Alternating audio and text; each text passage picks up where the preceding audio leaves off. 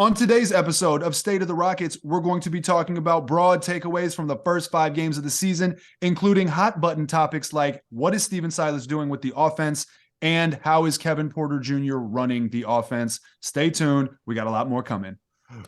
Bow.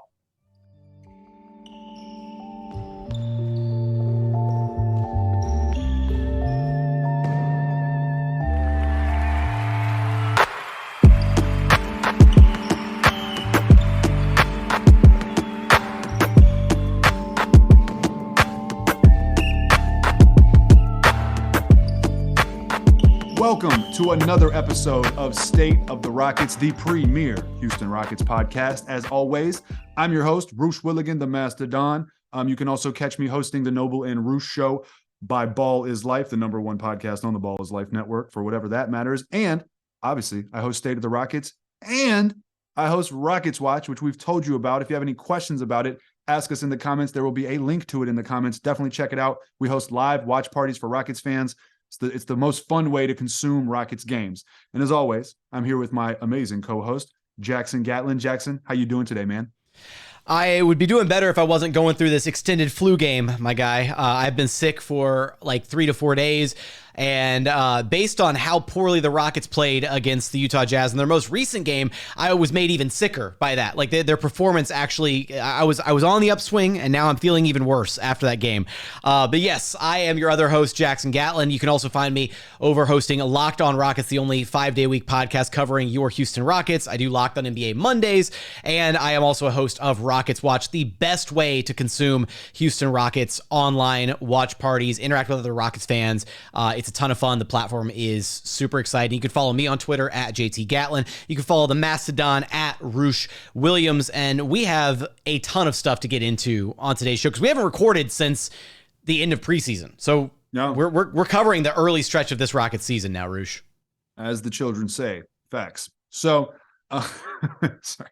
So yeah, today, look, we're going to be running down the offense and what the offense looks like. I have personally seen a lot of discussion on this on Twitter. We talk about it a lot in Rockets Watch.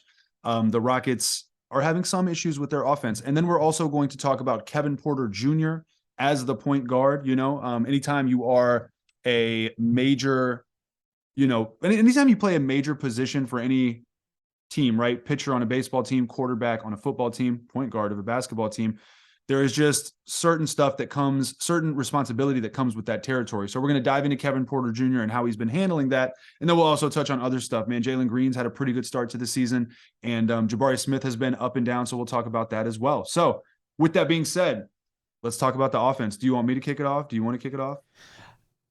You can kick it off. You can kick it off. I've got thought. I know we both have lots of thoughts about this, and we're going to wind up going back and forth about this because it's been abysmal is the problem. Like that's so you go. Yeah. So it hasn't been good. And just for some basic numbers to start, let me actually pull out the trusty old phone because I didn't memorize this, but the Rockets, I'm pretty sure that their points per 100 possessions, their offensive rating for the season, I think is 106 points per 100, 106.4 points per 100 possessions. For reference, they are 26th in the league right now. For reference, last season, which also didn't feature the greatest offense, if you guys remember, last season they were scoring 108.1 points per 100 possessions, and they were also 26th in the league. So they're about 1.7 points per 100 possessions less so far this season. And as far as they rank in the league, they are at the exact same spot, 26th. Now, we are only 5 games into the season, right? So there's a lot of directions this can go. So this data is, for the most part, it doesn't indicate anything about the future necessarily, but we're not talking about the future. We're just talking about these last 5 games. So it hasn't looked good. A couple numbers, a couple statistical categories that I've looked at that I've put emphasis on have been assist to turnover ratio as a team. How many team assists have they racked up? How many turnovers do they have, right? It kind of helps you gauge the ball flow and how they're securing the ball. Because this offense has had a lack of flow, both off the ball in terms of bodies moving off the ball and both in terms of the ball itself actually moving. And then also I like to look at how many field goals, assist percentage, basically. How many made field goals by the Rockets came off of an assist? Because that also helps you determine the ball flow to some degree, right? Sometimes it's not going to be accurate. Like last night, Jalen had a lob to KJ. He smoked the layup and then got his offensive rebound, and scored. So that would count as an unassisted basket. And that's deceiving because it was actually assisted, but KJ smoked it. So there's stuff like that. But overall, it kind of gives you somewhat of a picture. Right now, the Rockets are in assist percentage. They're towards the bottom of the league. They are, I'll tell you right now, 27th in the league. They've been assisting on 50.5% of their field goals made. And that's not very good. The best team in the league at it is the San Antonio Spurs, 70.6%. And what that tells me is that a team that's young, just like the Rockets, so, people say, oh, the team is young and this, and that. Well, the Spurs are assisting on significantly more of their made field goals, and they're young too. Obviously, they have a better coach, but that's kind of the question, right? So the coach is basically compensating for lack of individual talent by having them move the ball. And that's the answer from a basketball perspective. Because the Rockets have good talent, but the talent's young. It's still developing. That's all normal. That's all to be expected. They don't have LeBron James. They don't have Steph Curry, James Harden, Giannis, blah, blah, blah, whatever. And you overcome that by moving the ball, right? So Rockets fans would have you say that KPJ is on the same level as many of those names you just threw out. I'm just putting that out there. He's playing, he's improving. He's not those guys, but he's improving. So let me just give you some numbers on a game-to-game basis. So first number I'll give you is assists to field goals made. Against the Hawks, 25 assists on 42 made field goals. Not bad. Against Memphis, 18 assists on 44 made field goals. Less than 50%. Not good. Against Milwaukee, 20 assists on 36 made field goals. Problem was they only made 36 field goals. So that's a little bit better than 50%. Not bad. Against Utah, the first game, 17 assists on 38 made field goals. And then last night, 19 assists on 36 made field goals. So pretty much mostly hovering at or slightly above or somewhat below 50%. And on the season, they've basically been 50.5%. So it's not really what you want to see. The second category, assists to turnovers. And this is the one that really concerns me. They both concern me, but this one is like the numbers are a lot closer than you'd want them to be. Against Atlanta, 25 assists, 16 turnovers. That's, not good, but it's okay. Against Memphis, 18 assists, 14 turnovers. That's not good. Against Milwaukee, 20 assists, 14 turnovers. Not much better. And then against Utah, 2 times in a row, 17 assists to 15 turnovers, almost a 1-to-1 ratio.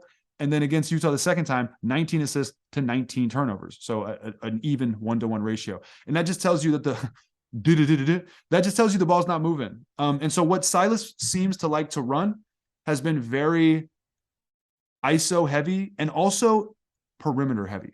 What I've noticed just from my eye test, I haven't gone and tracked it, is that I really rarely see designed action where someone is cutting to the basket and then there's an action designed for them to catch the ball as they are moving toward the basket inside of the three-point line. All I've seen are dribble handoffs. I've seen screen and roll. I've seen a couple plays here and there, mostly designed to get like an Eric Gordon flare screen open for a 3 or, something like that. Someone's getting the ball behind the three-point line. I don't see pick and pop for Jabari. I don't see Jabari Smith, the number 3 overall pick in the draft. I don't see any action designed for him to get to his spot at the elbow where he was very proficient in college, where there was a weapon for him. He just get to his spot, rise up and shoot. It's a lot. He has a shot where he doesn't jump much. He can just like rise and just flick the wrist. It's a lot harder to do that from 3 than it is to do from the elbow, right? And he struggled a little bit from 3, even though he's actually shooting 35%, which is average pretty much. And to us, that's struggling because he's that good of a 3-point shooter. But he doesn't get it from the elbow, where it's an easy shot. No legs needed, easy flick of the wrist. And I haven't seen Silas run one look for him in that area. Same with Jalen Green. I haven't seen any curls for Jalen Green to go get the ball at the elbow and rise up for an easy basket or get the ball on a curl inside the three-point line where he can use his momentum going toward the basket. Nothing like that. Anything that we've seen like that has been improvised off the feel of the game. And some of that's been hampered because Şengün's been out and Bruno's been out. So some of the ball movement from the center position has been non-existent. They've been running Jabari at the 5. But even to that, I would express concern as to why you're playing Usman Garuba 8 minutes when your starting 2 centers are out. If those 2 guys are out and Usman Garuba is only getting 8 minutes, then I am very confused at that point, especially because Garuba had a good game against Milwaukee and Garuba did well against Utah the first time they played. There was a lineup with Garuba and Tari Eason in there where they wreaked havoc and they were able to keep things going with energy and just, keeping possessions alive and doing the little things. So I have a lot of questions about what the focus is on offense, and it mainly comes down to not enough ball movement, not enough off-ball player movement to compensate for the lack of individual talent to take games over at that level. Again, I understand Jalen and KPJ have a lot of talent, but they're still growing, right? They're not like certified takeover guys yet. Hopefully they will be soon. But I don't see those things to compensate for that, for the talent. And then everything I see is isolation focus. It's like, hey, let's run some action to get our guards going downhill to score, which is good. That's one thing to do. It's not the only way to play the game. They need varied looks. They need some type of variety. Otherwise, the only habits they're going to develop are going to be isolation going downhill, and that's all they got. Right now, they're missing corners. They're missing reads. It's just all ISO heavy, going towards the basket, catching the ball behind the three-point line off of dribble handoffs, flare screens. It's very repetitive, very simple. I've said a lot, though. So, Jackson, what do you think? I think one takeaway that I have in all of this, right, is isolation by itself isn't a bad thing. Like, isolation basketball can be good. If you've got talented players like a Jalen Green or a Kevin Porter Jr., you do want to put them in positions to be able to be, to isolate one-on-one, to be in have plenty of space, 5-out spacing, whatever, and be able to attack. You want to be able to do that. What happens, though, is it feels like the Rockets offense way too often, especially these last couple games with no Bruno and with no Alp, just completely devolves into isolation only, right? Where you have the guys, they're all fanned out on the perimeter, 5 out, and there's like that one like half-assed action where it's like maybe a pick, a screen coming off a curl on the weak side, whatever. Jalen catches the ball 25, 27 feet away from the rim, and there's no advantage gained by that. It's basically you're running clock for 5 to 6 seconds, and then Jalen still catches the ball, and then it just boils down to, all right, well, Jalen's gonna boom, boom, and try to get by his man. And sometimes Jalen and KPJ are so individually talented they can, right? They break down their man off the dribble. They drive it in. But then the help defender comes over and nothing else is happening. Nobody else is moving. Nobody else is cutting. There are no screens being set off ball. None of the offensive wrinkles you would hope to see in an NBA level offense. And it's a combination of that, nothing else happening off ball. And then also the fact that Jalen and KPJ are missing a concerning amount of reads when they do break down the defense, right? Because there are plenty of times when just on their individual talent alone, they will break down the defense, right? Get past their first defender, and then they're in the paint, they're driving in, and that help defender comes over. But then they're missing the read, right? Because they're forcing shots at times over like 2 sets of outstretched arms. And Rick Higgins said it at Summer League, and I love this, and I want to keep repeating this phrase, right? If you're shooting over multiple sets of arms, that's a bad shot because it means somebody on the floor is open, right? Sometimes those shots will go in, and you're like, oh my God, that was a great shot. It went right, and sometimes that's just talent winning out. But if you're consistently doing that, that's the only offense you can generate. It just feels like the Rockets are working so incredibly hard for these looks when they don't have to be, right? All the things you alluded to, all the things you highlighted, all the different variations of offense that we could get for Jabari, for Jalen, right? Getting anything going inside the three-point line. I agree. I think right now it feels like everything is so heavily perimeter focused. And I just, the more that I think about it, Roosh, I know that KPJ is kind of, this conversation in the Rockets offense and how it looks kind of naturally segues into Kevin Porter Jr. and how he's looked running the offense. I think the argument now kind of becomes like, yeah, KPJ's looked up and down, and he's had some games where he's looked solid, some moments where he's looked really good. He looked really bad for 3 quarters in the most recent game against Utah, and then he turned it on in the fourth and completely turned his night around. Still wasn't facilitating at a high level. He had a couple passes here and there, but he was making decisive decisions, and he was getting to his spots on the floor, and he was attacking relentlessly. He was 6 of 8 in the quarter. He had 15 points. It looked great. He spearheaded the comeback. But I think the discussion kind of becomes now how much blame can we really put on Kevin Porter Jr. when it feels like there's little to no structure for him to actually run, right? It's not like he's being asked to run set drawn up plays. It's just bring the ball up, set a screen, and then get downhill and read and react to the defense. And that works with some guys, right? That works with a James Harden, that works with a Luka, that works with a LeBron, that works with these basketball savant, generational type players, who can do that for, an entire 48-minute game. But we also know there's diminishing returns on that style of play. We saw it for years with James Harden, where if you just rely on the individual talent of one guy to read and react over the course of a game and bail you out a lot based on his individual talent, it falls apart sometimes. It's not a consistent way to play the game.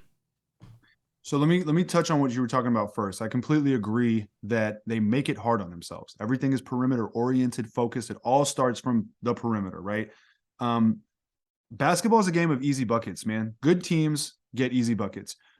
Like they have designed action that they reliably run to get easy buckets. Remember the pick and roll lob to Capella, right? That was like, you knew we were starting the game with 4 points from Clint Capella off of a dunk and possibly more, right? You just knew it.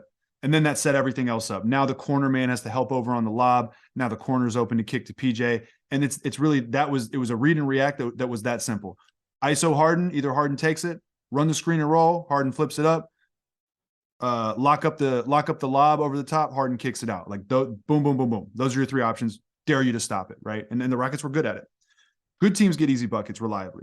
Great teams get easy buckets reliably, and they have guys that can bail you out with tough buckets when they need them down the stretch when things get mucked up and the structure doesn't work. That's also why the Rockets were great, because James Harden did that a lot. In the playoffs, less so, but in the regular season, certainly, right? So, and that's why having Chris Paul took that team to being one of the greatest teams of all time, because they had two guys that could get them tough buckets. And when James Harden couldn't, Chris could. And that was why he was such a good parallel to have with James Harden. Now, good teams get easy buckets reliably. Great teams get easy buckets reliably, and they have reliable bailouts when they need them. The Rockets have neither, right? But the point is the Rockets don't get easy buckets, and they don't try to get easy buckets, right? I'm not going to blame them if they try and don't execute. I see people say that a lot. Oh, they're too young, you know. Well, look at the Spurs. On that point, though, about just on your point about the Rockets don't have the guy, I think, right, the distinction that you're using is like reliable buckets, like when things get mucked up or whatever. I think we are kind of seeing that with KPJ and Jalen at times, right? We get those bailout buckets. They're not necessarily reliable, but they're bailing out the Rockets a lot just on sheer talent alone. Sure. No, and they are. And it's a lot of bailout isolation buckets. I'm talking more so fourth quarter when it's winning time. Like Gotcha. Elite level, like Luka, Harden. Like I'm talking like, one of the top 10 guys in the league. Not that they're not capable, but when you compare them to the top guys in the league, they're not them. Gotcha. Plain and simple. They could be one day. But that's like in the future. I'm more focused on the good buckets portion of it. I was just basically drawing like a comparison. Like, hey, this is what good teams do. This is what great teams do. The Rockets do neither of those things. But so to that point, right? Easy buckets. What are they doing to get themselves easy buckets? Nothing. They don't run action going inward. And it's weird. The only thing they do is run a screen and roll. So maybe with Bruno and Şengün back, Şengün posting up is an easy bucket, but they only use it off the bench. Bruno getting a lob over the top technically is an easy bucket, but I don't think he's that good of a lob threat. He doesn't. It feels like they're still trying to establish that chemistry there, because we've seen like KPJ's had a couple good moments where first off, KPJ's a much more on target passer than Jalen is in the pick and roll at this point. And he's had a couple good feeds to Bruno where it's looked really promising. We're like, oh, kind of this could work, right? These are easy buckets. And then Jalen's had a couple where he's tried to feed Bruno and he's like way off the mark on the lob. And he's had one that went like sailing out of bounds. He's had one where Bruno had to go up and like barely got it with one hand. So I agree, right? Şengün, post up, easy bucket. Bruno on the roll, easy bucket. They've been missing those two guys, and that's hurting the offense, but it's still like the offense shouldn't look this bad just because those two guys are out. Right, and I agree with that. I think that's the proper assessment. So, but yeah, people talk about executing and, they're too young to execute. Again, look at the Spurs. They execute, and they're young. Obviously, they have one of the greatest coaches of all time, but, well, there's your answer, coaching. So I just want to see them try. I'm not expecting them to execute. I just want to see them try it, because they'll try, they'll fail, and then eventually it'll work. What I can't accept is, well, we can't try that. We have to keep trying this one thing that so far through 5 games is worse than last year's offense. That does not make sense to me, right? And I don't think anyone benefits from that. I think development, if you look at development as an individual thing, I think that's the wrong way to look at it. Development buzzword. The buzzword. Yeah, but they're developing. Like, yeah, sure. So, but there's individual development, but you also got to develop team skills. It is a team game. We've seen guys that never develop that, and they kind of fail. They kind of, end up flaming out, right? Until they come back and learn how to play team ball. We saw Michael Beasley, for example. Individually, dude, guy could do whatever he wanted.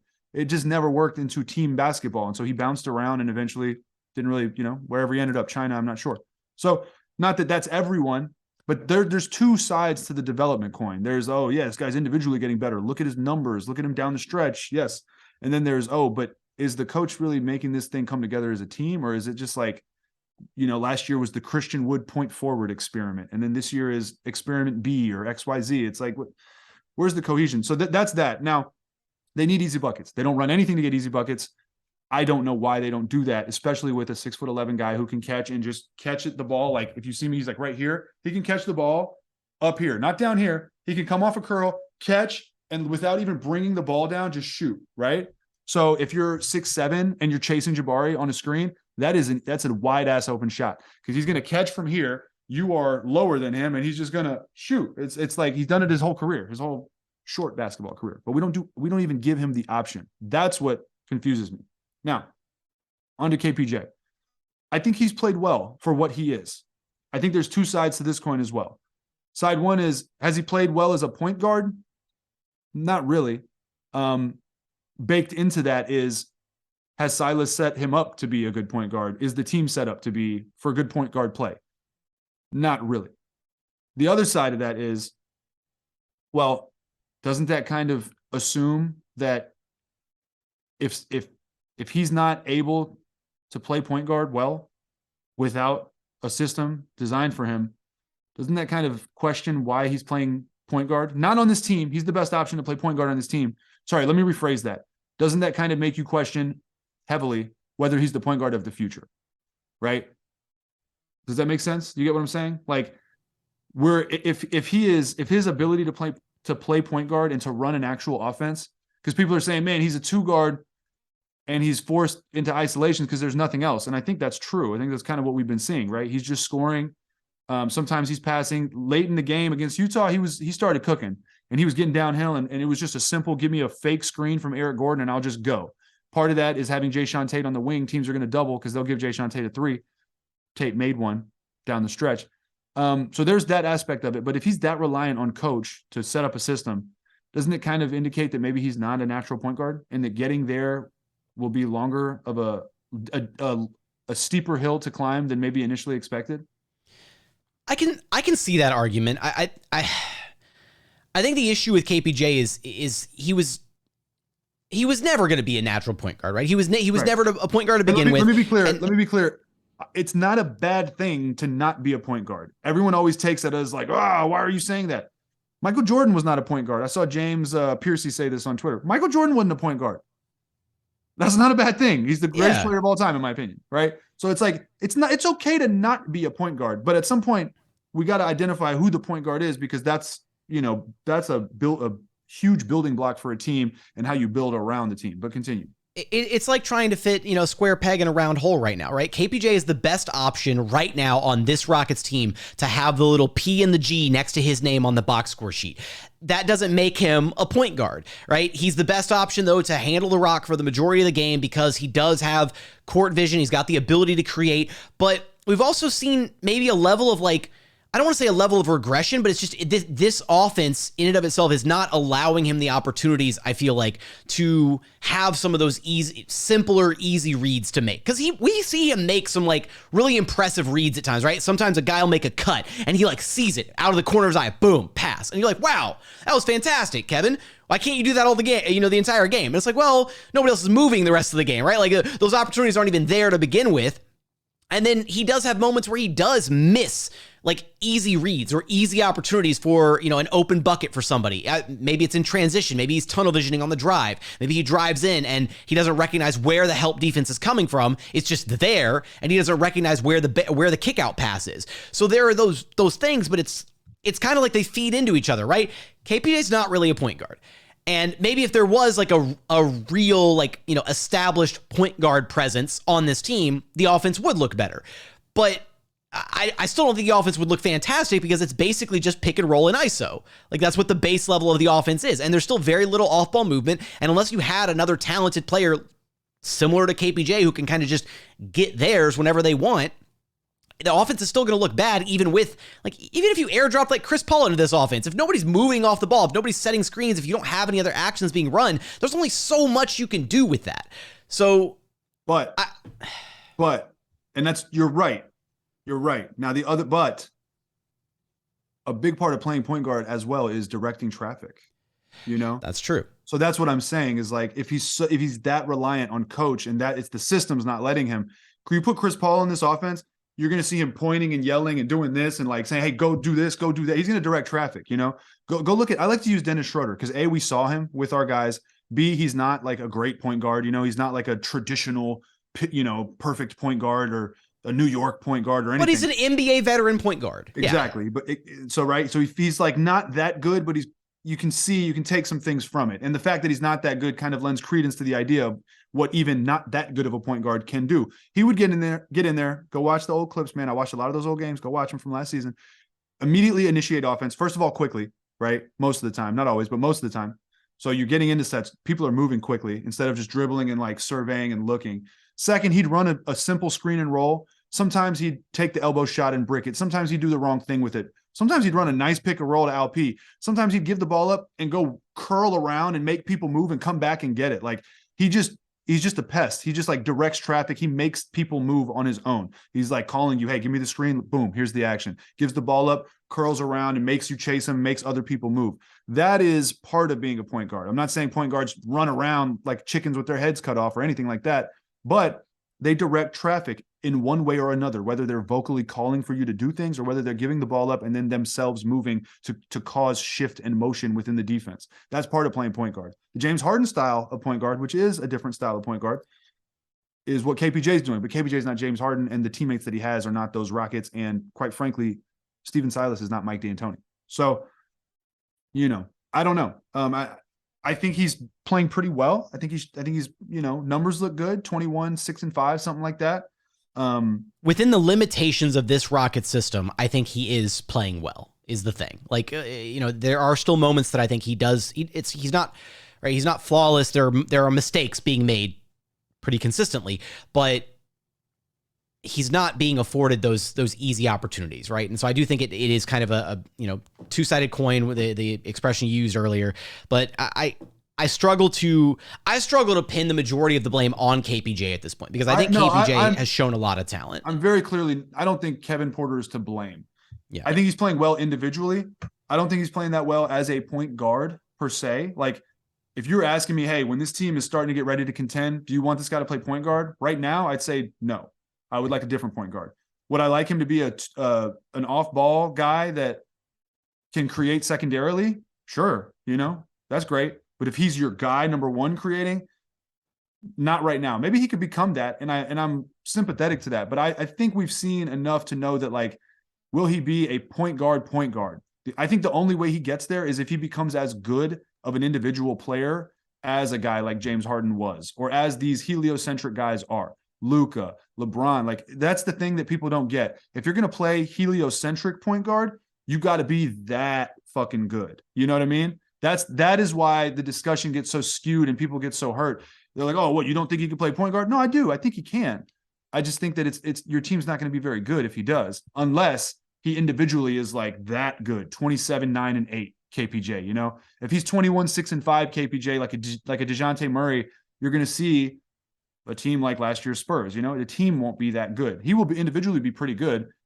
Teams would maybe want him on their team in a different role, right? DeJounte Murray's going in there to be like not the guy, right? Now Trae Young is the guy, and DeJounte Murray can help him be the guy. Something like that, right? But individually, he's playing well. He's scoring well. He's shooting well. This is another gripe I have with the offense, by the way. He's so good at catching and shooting. How many catch and shoot looks do we design for him? I feel like he's gotten more catch and shoot opportunities off of offensive rebounds than he has actually drawn up catch and shoot opportunities. Yes. And I don't think that's a stretch. I would have to go back and rewatch all the film, but just going off of memory, I feel like he's gotten more of those type of opportunities, which is ridiculous. He's the best catch and shoot player in the NBA. Yeah, I agree, right? Like I think he would be best utilized as a guy that secondarily creates with the ball in his hand, but mostly you set him up to get the ball in a place where he can be efficient and then go to work and score. He can get downhill and hit the little floater. He looks good from mid-range. He needs to work on finishing at the rim. He's been getting contact. He's been getting some calls. He got a fouled on a three-point shot, I think twice, once in each game against Utah. Down the stretch in the fourth quarter, he stepped back, got fouled, got 3 free throws. Last night he made all 3 of those free throws when that happened. That's a positive sign. He's starting to get some respect as like a legitimate scorer. That's a positive sign. It's a good thing. And he's knocking his free throws down. I think so far this season he's like high 80%. Huge improvement. Very good. Does that mean he's your every play point guard? I don't think so. And I don't think that's a bad thing. I think he could very easily be a secondary, 26-6 kind of guy and on a good team potentially. But the issue is, okay, well, how do you make that blend with Jalen? And then how do you make that blend with another point guard? And then how do you make that blend with LP? And then what do you do with Jabari? Which is why offensively, I think Şengün solves a lot of their problems if they'd be willing to use him in the high post and use Kevin off the ball to catch it maybe on the left elbow from Şengün, and then you clear out the strong side or the weak side of the floor. You clear out to the weak side of the floor and you get an elbow ISO, or you do that with Jalen, or you run that action and then Jalen cuts and catches a lob, or you run that action and then Kevin goes and sets a screen for Jabari. Jabari pops to the corner and the defenders close out on Jabari, and then Kevin pops right back to the elbow and Jabari swings it to Kevin, shot. Or they like a pseudo triangle offense, and that's why the idea of Alp, in theory, right? The hypothetical idea of Alp shouldering more of the, offensive load or running some of the offense through him, at the elbow, whatever, is so appealing because you have two dynamic guards who neither of them are really traditional point guards. And I don't even want to use the word traditional. It's just because, how many true point guards are there in the league anymore? It's CP3. They're not modern point guards either. There you go. They're wings, they're guards, they're score first mentality guards. And so how do you kind of supplement that? You get somebody who is, a passing threat to be able to get them in opportunities that they can get those easy buckets. And LP can do that, but we haven't seen a willingness from either the coaching staff, or maybe it's a willingness from Jalen and KPJ to play a bit more of that off-ball role and play off of LP within the system.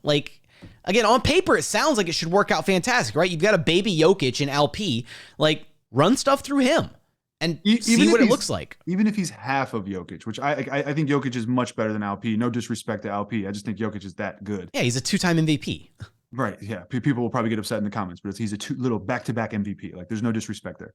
There's going to be 3 Serbian people in the comments who are like, yeah! But yeah, his ability to pass. Look, last night, Garrison Matthews played, I think, 16 minutes. He was, at one point in the game, he was +5, right? He was 3 of 5 from 3, +5. We were all griping, why is Garrison Matthews playing? He was +5. Okay. And then he continued to play later in the game. He played they could have yanked him at the beginning of the fourth, and they kept playing him through the fourth. And then eventually, I don't know when they yanked him, but eventually they did. He ended up playing 16 minutes. And I kept saying, okay, you've gotten a +5 out of Garrison Matthews. You've gotten 3 of 5 from 3. You've gotten the best you could have hoped for from Garrison Matthews in those minutes. Now you got to yank him. Otherwise, you are not being efficient with his minutes. Now it's starting. And then he ended the game with a neutral 0 ± because they played him 5 minutes too long, right? So why do I say that? A, because that's absurd. It just pisses me off. B, I say that because apply that principle to Jalen and Kevin, right? You have these nights where Kevin and Jalen start very efficient and then they tail off, right? Because they can't continue. Jalen can go 9 of 15 and give you 25 through the first 3, but unless you're expecting him to every night, continue that pace and go 13 of 20 or something and give you 35 to 40 points, that's not realistic, right? At some point, these guys tail out. How do you balance that? Şengün as a fulcrum. We use the word hub. We overuse it. I'll say as a fulcrum. So Şengün in the middle, right? You've gotten, at some point, you're going to get an efficient first half or whatever from Jalen and Kevin. It looks good. They're scoring. But in the back of your head, you're like, well, law of averages, this is going to tail out at some point, right? Just like if you start a half 10 of 15 from 3, you're not expecting to go 10 of 15 in the second half, right? So what do you do to balance that, right? You balance that out with different looks. So you put Şengün in there as a fulcrum. Let's say you get an efficient first half from Jalen, an efficient first half from KPJ. Great. Use Şengün as the fulcrum to now generate easy looks for them so that they can continue to be efficient, right? So that they're not isolating continuously. Now it's okay, you got Şengün, cut, catch, dunk, cut, catch, pump, foul, free throws, things like that.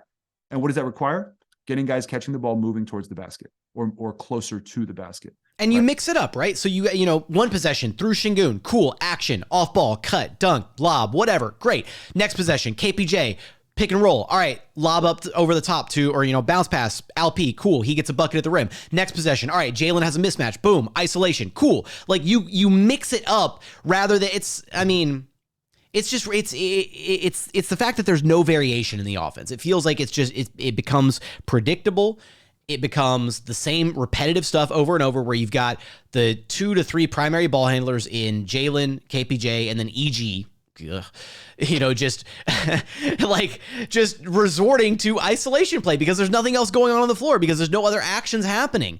And again, sometimes it works, right? Sometimes you get EG and he's just, barrels down the lane. And he, uses his shoulders and he knocks a guy off of him and he's, lays the ball up, and he can do that because he's Eric Gordon. But that's not good offense. It's just, I don't care if the shot goes in, it's bad offense like that. And that's the problem is, sometimes I think Rockets fans get caught up in why are you complaining? KPJ's making shots, he looks good. It's no, yeah, the shots are going in. It doesn't mean this is good. This is bad and it's not sustainable. Yesterday I was playing basketball, right? I was playing some 3-on-3. I was on fire. The way the teams continued, there's a reason that I'm bringing this up. The way the teams continued getting matched up was me with the 2 guys that literally can't play basketball other than catching the ball and pump faking and passing it back to you, against 3 guys who were actually decent, right? So it was it was a carry job. And so I continued to get matched up against these guys, and we lost a couple, then I willed one to victory. But it basically relied on me making wild shots. I was jacking threes with a guy in my face, right? And there was one game I went off and I made 4 of them. We're playing 2s and 3s to 15. I made 4 of them.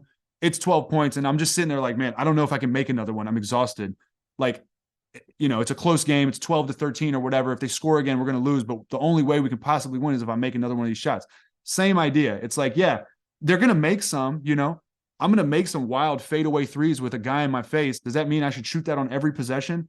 Probably not. At some point I'm going to run out of juice and it's not going to work. And then we're going to lose the fucking game. And that's what I see with the Rockets, right? Okay, it works. It's worked through 3 quarters. Sure. Or last night was vice versa. It didn't work through 3 quarters. Then it started working in the 4th. Usually it works for 2 quarters, works for 3 quarters. Sure. Then you run out of gas, right? And at that point, what do? Here's one. I need to get a telestrator because I've been coming up with plays in my head. I've been so mad that instead of I've just been coming up with plays for these guys. I'm why aren't we running this? Here's one. As simple as it gets. Here's the 3-point line. Here's the 3-point line, right? Here's the goal. Okay. Şengün in the post. Wait. We have podcast listeners. You got to describe the whole thing. Okay, sorry. 3-point line. Just a normal 3-point line. The basket's underneath in the middle. Hopefully you can visualize that. I guess I repeated myself. Hopefully you can visualize that. Şengün is on the block in the post to the left of the basket. Well, if you're facing the basket, he's to the right. So Şengün is to the right of the basket. Okay. Jabari is to the right of the basket above the 3-point line. So basically Jabari has an open line to inbound pass to Şengün. Okay. So if you're on YouTube, here's the goal. Here's Şengün. Here's Jabari. KPJ's right here, above the break, above the 3-point line, directly from the basket. And then you have Jalen on the wing, on the elbow, and then whoever you want in the other corner. Let's say Eric Gordon, right? Let's actually say Eric Gordon's on the elbow and Jalen's on the baseline in case Jalen needs to cut. Sure. Or come off a screen because Gordon can set him a screen, right? This is what you do. KPJ, above the break, center of the court, passes the ball to Jabari, and then shifts down just a little bit. Basically stands right there for a catch and shoot 3. Jabari passes it to LP, post up. You either go single post up with LP. If KPJ's man doubles down, again, for the listeners on podcast, if you're facing the basket, Alpi's posted up to the right, Jabari's on the elbow to the right, Kevin Porter Jr. is above the 3-point line, basically dead center with the basket. If KPJ's guy doubles down, kick to KPJ, catch and shoot 3. If he doesn't, Alperen Şengün posts up. If Jabari's guy doubles down, kick to Jabari for a quick catch, easy rise and shoot 3. If he doesn't, Alperen Şengün post up. If you want to get spicy, do exactly that. When Jabari gets the ball, before he inbounds the pass to Şengün, run Eric Gordon on a pin down right here for Jalen, bring Jalen up top, give a double screen to KPJ, run Jalen over it to make these defenders get all mixed up. Don't use it, pass it down. I'd love to see that. That'd be great. And what's frustrating is I'm torn on how much of it. I do think a good amount of it falls on Silas for sure. I mean, but I also with what I just drew up, are you telling me we can't that's so simple? Even if you don't do the pin down and the double screen for Jalen, just a simple post my best post up player up, put my 2 best catch and shoot 3-point shooters right next to them in a triangle, dare them to double. If they don't, it's a bucket. It's so like, they can't run that. It is really simple, right? It's completely simple. One, we haven't had LP the last couple games to like see that be run is the frustrating thing. So I do think there is something to be said for LP and Bruno being gone, right? Because they add dimensions to this offense that currently do not exist because nobody else on the team can do what they do. Nobody on the team can do what LP does. Nobody on the team can provide the vertical spacing that Bruno does. He's not, nobody else is a lob threat over the top. So missing those two guys does hurt the team quite a bit. But even during preseason, man, like against that Spurs, like, that first game against the Spurs, we were like so gung-ho because it was like, yo, like this is the offense we've been waiting to see. Like LP's getting touches and Jalen and KPJ, even though they couldn't get like, they couldn't get their shots going. They like everything looked good because there was motion, there was ball movement, they were assisting, like guys were moving. It looked fantastic. I wonder where that went because it was there. It was there in the first preseason game, and then it was just gone after that. Yeah.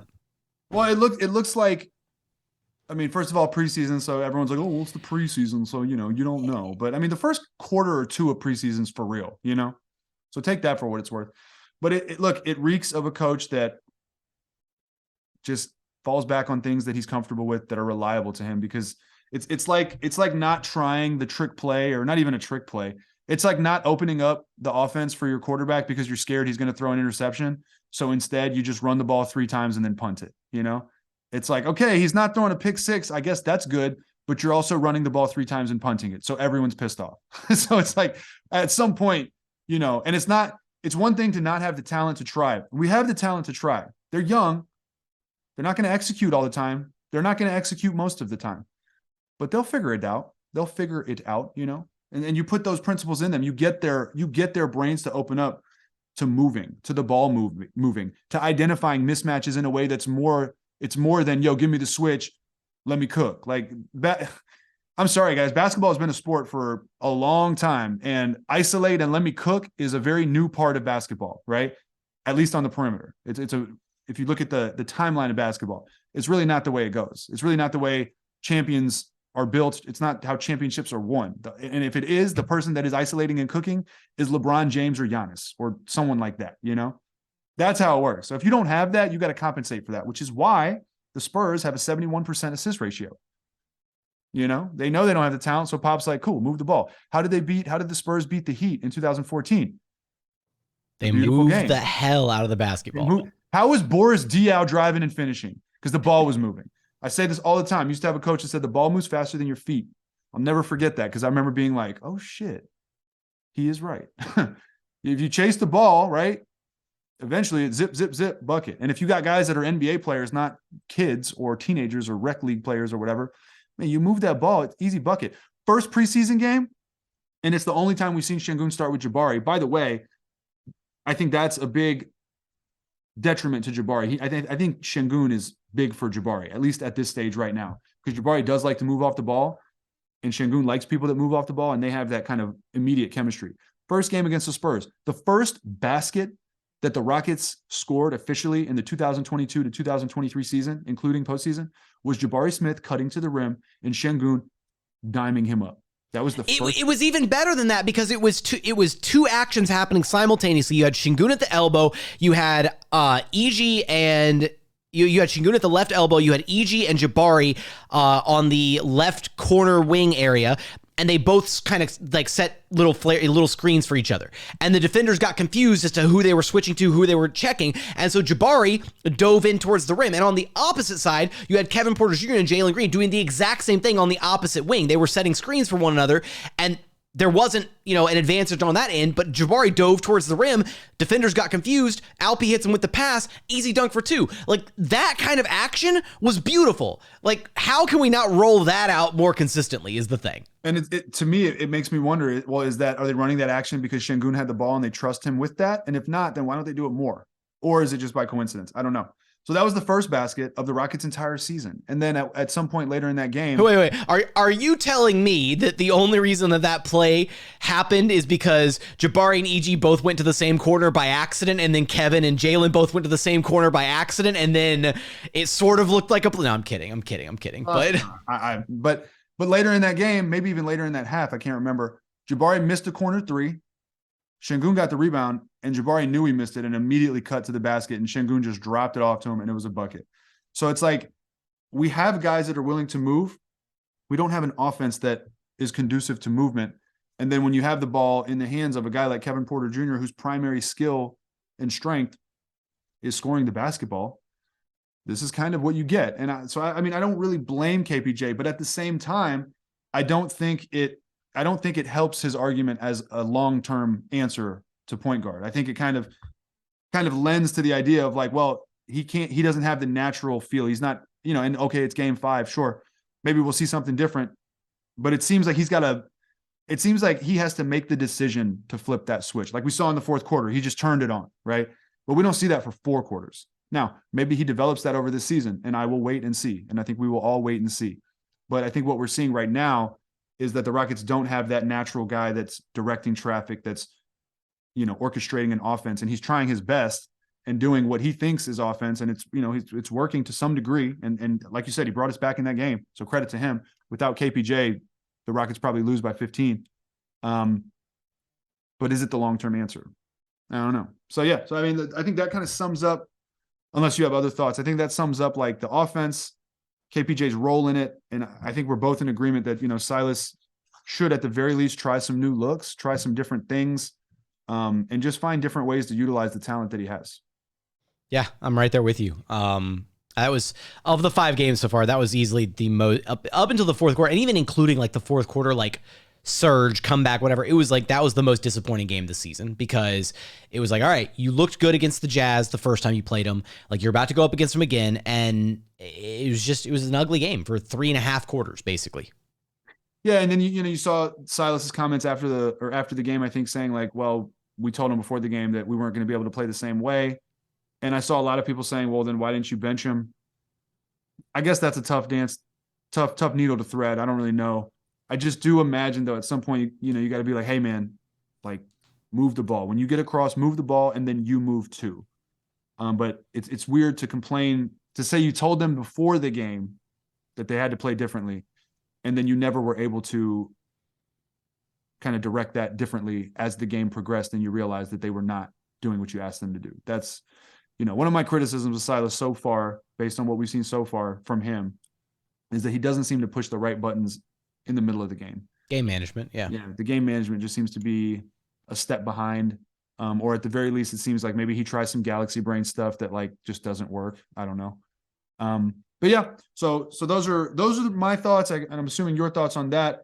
Do you want to wrap up maybe by talking about miscellaneous items? Miscellaneous items. It feels kind of rude to include Jalen Green in miscellaneous items, but well, no, not perpetual miscellaneous items, just for the time being, because we've been so focused on this offense. The defense is actually 20th. They have the 20th best defensive rating. Eye test tells me that the half-court defense has actually been relatively decent, like through the first 5 games. Their transition defense has been abhorrent. It's awful. It's terrible. And you've got combinations of like, because you got multiple guys trying to crash the offensive glass, and you got guys caught in no man's land because they're not getting back and they're not crashing, and like terrible, right? But half-court defense, when they're able to get their defense set, like they're actually doing pretty well in the half-court, which is like an encouraging sign. I'll take that. Yeah, I mean, they're 20th in defensive rating so far through 5 games. Take that with an enormous grain of salt. But so far, they're roughly 2 points per 100 possessions better than they were last season. Wow. So I guess that's some improvement. The eye test does look better, I would say. The rebounding has been worlds different through 5 games. They're actually a good rebounding team this year. So far. So right? far, yeah. Free throws last night, they were 18 of 24. I guess that's some improvement, right? Last season, they were a really, really bad free throw shooting team. I don't know their free throw stats on the season. I think they started rough. The game they beat Utah, they were 27 of 32. So that is, they lost rebounding to Utah last night, 53-49. They lost it to them in the first game, too, 49-47. But they are competitive. I think they got whooped by the Bucks on the boards. I'm not even going to worry about that. No, they were even with the Bucks, but they got their ass beat, so I'm not sure what that's worth. They were beating the Grizzlies in the first half in rebounding, and they ended up losing the overall battle. They got whooped in the second half. They were 18 of 30 from the free throw line against the Grizzlies, and then against the Hawks, and they were I think 17 of like 22 or something like that. I think they missed 5 against the Bucks. Against the Hawks, they out rebounded Atlanta 54-38. The issue against Atlanta was they basically lost because Atlanta killed them in transition. When the Rockets would turn the ball over, Atlanta converted that into 28 points off of turnovers.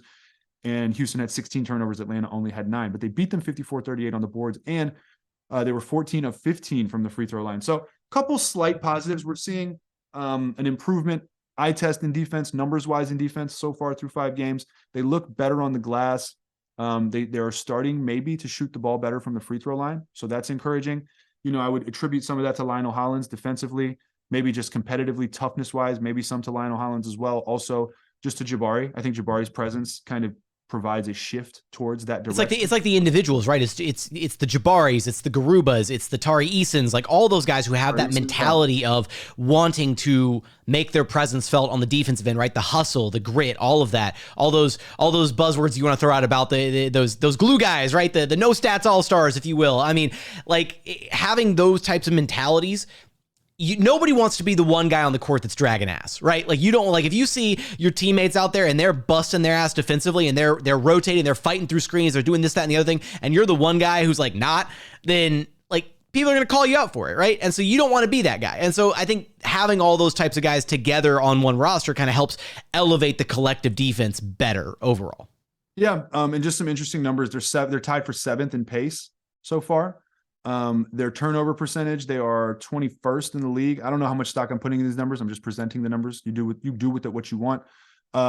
Rebounding percentage, they're 10th in the league, which would suggest, now I think sometimes these numbers can get skewed for different reasons, but they're 10th in the league. Offensive rebounding percentage, they're 5th in the league, and that matches the eye test. Tari Eason is a very good offensive rebounder. Garuba's a good offensive rebounder. Bruno Fernando is a good offensive rebounder, and Jabari's been a pretty decent offensive rebounder. So that does match the eye test. Now, how much of that is because they smoke layups and then get their own rebound? I don't know. But something to consider. And then defensive rebounding percentage, they are actually not very good. They're 20th in the league. So those are I'll take the improvement at 20 because I feel like last year they were bottom 5. So I'll actually tell you what they were last year. Let's see. Oh, okay. All right. Give me a shot. Let's see where they were at. You said they're going to be bottom 5 in what? Rebounding percentage total? No, defensive rebounding percentage from last season. I feel like bottom 5. Almost. They're almost 20 what? 5th. 25th. Okay, all right. Very close. Very close. But offensive rebounding percentage last year, they were 20th. So seems like they're doing a better job there. And then total rebound percentage so far, they're 10th. Like total. Last season, they were 28th. So I think that is interesting to some degree. Pace last season, they were 2nd. Ugh, gross. So maybe I don't know. Maybe if they slowed things down a little bit, they turn it over less. And maybe they'd give up less points in transition. It feels like they play pretty slow, but they also do oftentimes kind of just, like KJ Martin lately, I've noticed if he catches the ball, he's like, shooting it, And sometimes they don't allow for flow. Like there are possessions where Kevin Porter dribbles the ball too much. Then there's possessions where he makes the first pass to kind of get something going, and the person who receives the first pass is just like shot. So it's just discombobulated at the moment. But I do think some of the issues, right, with the transition defense do stem from how bad the offense has been. I mean, one, it's just like, all right, you can't ever get your defense set if you're not making shots. That's like the easy answer. But I also think part of it, right, is like so much of it is, Jalen and KPJ and the ISO and then driving in and, maybe you get contact, you fall down, then you're generating a 5-on-4 for the other team in transition because you took some contact, maybe didn't get the whistle, whatever. Like it's just, if you're not generating those easy buckets, if you're not having some good offensive sets throughout the course of a game, then you're giving the other team a chance to get out in transition, right? Via turnovers, via rebound, whatever, and they get out and run. And also, being good at offensive rebounding might be kind of deceiving because they might be crashing on offensive glass and giving up transition points. Like when they're not converting on an offensive rebound and they miss, they might be so nose to the ball that they're forgetting like, hey, the likelihood that I'm going to go get that rebound is low, and I need to instead get back to help set the defense. Otherwise, we're going to get beat 3-on-1 or 3-on-2 or whatever. And I think that has happened so far. So Yeah, and it's got to be situational, right? Like if you're a guy who's on the wing or if you're at the top of the key, like don't crash the glass, right? Your job is to get back. If you're in the corner, if you're like, in the dunker spot, whatever, when the shot goes up, then yeah, like if you think you have a chance to like get the board, then go crash. But I do think we have moments where like guys who are conditioned to be the guys crashing the glass, like if you got KJ Martin like on the wing like and the shot goes up, he'll like fight, or Tari, right? Tari will be on the wing sometimes and his instinct is, ball's going up, let me go crash. And it's like, well, if you go crash, then you're the guy who shot the three from the top of the key, KPJ, Jalen, whatever, he's the only guy back in transition, and it's a 3-on-1 now. So like, what are we doing? So it's gift and the curse, and you got to read the room, right? Like close game, where every possession matters. Maybe you want to prioritize defense, right? Or early on where you want to set a tone and not go down by 15. Maybe you prioritize getting back instead of getting the offensive rebound, so you can get a set defense and then get another possession out of that instead of just giving up 2 and then rolling the ball back. So it is situational, and maybe they'll find some type of harmony, some type of rhythm. We'll see. But yeah, early numbers, those are some early, that is some early analysis. I think we wrapped it up about as pretty good as you can do it, man. I mean, there's some positive trends, there's mostly some negative trends, but some good individual talent. They need to be positioned better to be better. Another thing is Jabari, I think I mentioned this, but Jabari's shooting 35% from 3. It feels like he's like super duper off, right? Yeah. But then you look at the number and you're like, 35%. Like now he's also shooting like 35% overall from the field. And that's the bigger problem. He needs to, which is why he needs to get better, easier shots so he can be more efficient. But 35% from 3, like it feels like he's super duper off. He's 35% from 3, 35% like it's not good, but it's not that bad. It's average. So if he catches fire, I think he can easily start trending up towards 40%.